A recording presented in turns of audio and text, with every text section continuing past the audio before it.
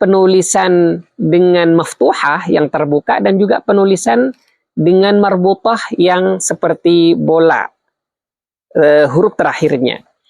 Dan ini bukan sesuatu yang biasa, sesuatu yang luar biasa. Kenapa kata yang sama kok bisa ditulis dengan tulisan yang berbeda? Pasti ada rahasia di dalamnya, pasti ada makna yang ada di dalamnya.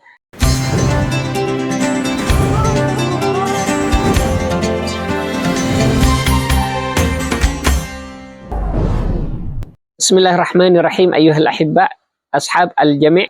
Dalam Al-Quran ada kata yang sama tapi penulisannya berbeda. Seperti kata rahmatun, itu sama, kata-katanya sama tapi tulisannya berbeda. Rahmatun itu ada yang ditulis dengan tak marbutah, ada yang ditulis dengan tak maftuhah. Tak marbutah itu yang huruf terakhirnya taknya itu seperti bola, sedangkan maftuhah itu terbuka. Demikian juga di dalam Al-Quran ada kata ni'mat. Ni'mat ada dua penulisan, penulisan dengan maftuhah yang terbuka dan juga penulisan dengan marbutah yang seperti bola, huruf terakhirnya. Dan ini bukan sesuatu yang biasa, sesuatu yang luar biasa. Kenapa kata yang sama kok bisa ditulis dengan tulisan yang berbeda? Pasti ada rahasia di dalamnya, pasti ada makna yang ada di dalamnya. Sehingga Al-Quran itu tulisannya tidak ditulis dengan sembarangan.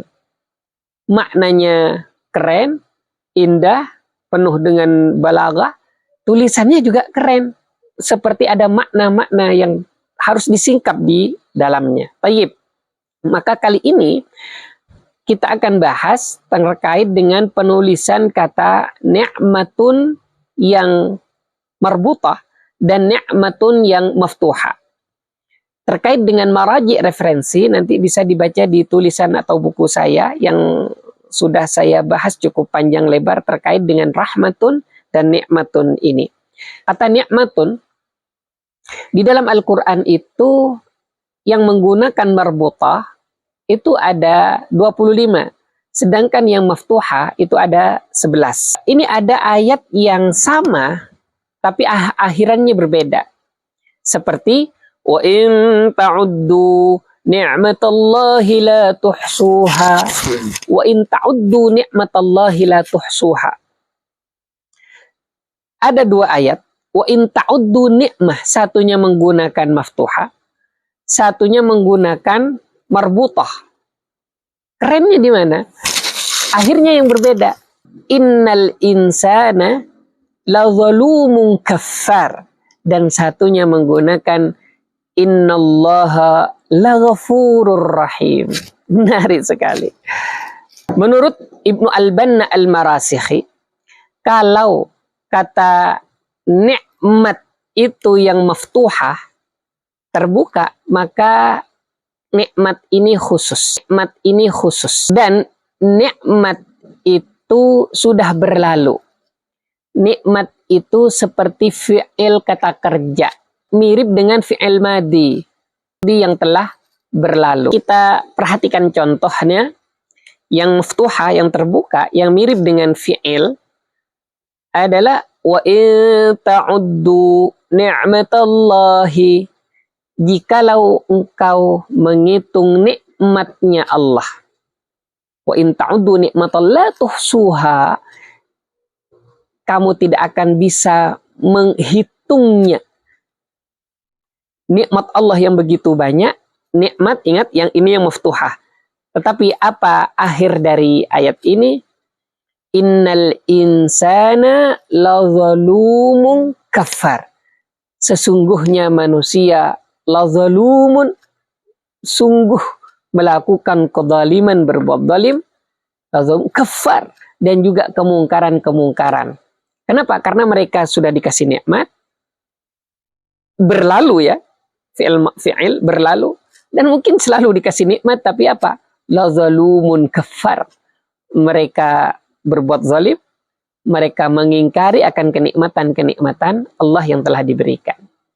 Tayyib, berbeda dengan kata nikmat yang marbutah, yang tertutup atau yang seperti bola kepala di akhir nikmat itu, ini seperti isim. Maka isim itu apa? Isim itu kata benda, dan isim ini biasanya stabil. Bahwa kata nikmat dengan tak marbutah disebutkan 25 kali dalam Al-Quran itu, dan biasanya merujuk pada nikmat-nikmat Allah yang tampak dan umum yang bisa dirasakan oleh seluruh manusia. Contoh dalam surat An-Nahl ayat 53, wa ma bikum min ni'matin faminallah. Artinya, apa saja nikmat yang ada padamu, maka itu dari Allah. Di sini kalau kita jeli, kata nikmat yang marbutah menggambarkan nikmat yang terlihat, terbatas dan terikat. Bahkan sekecil apapun nikmat itu tetap berasal dari Allah. Maka tak pantas manusia menyombongkan diri atas nikmat yang sejatinya bukan dari usahanya sendiri.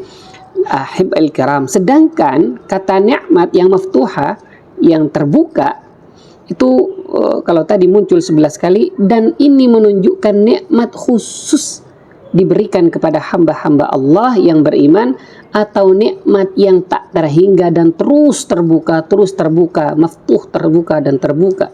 Contohnya dalam surat Al-Ibrahim, wa atakum min kulli ma sa'altumuh wa in ta'uddu ni'matallahi la tuhsuha. Ini yang tadi di atas juga dibahas.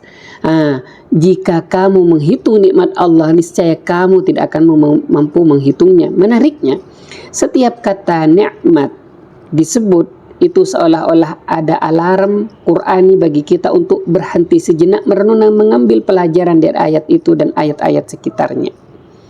Masya Allah, ini adalah keindahan dan keajaiban dalam penulisan Al-Quran.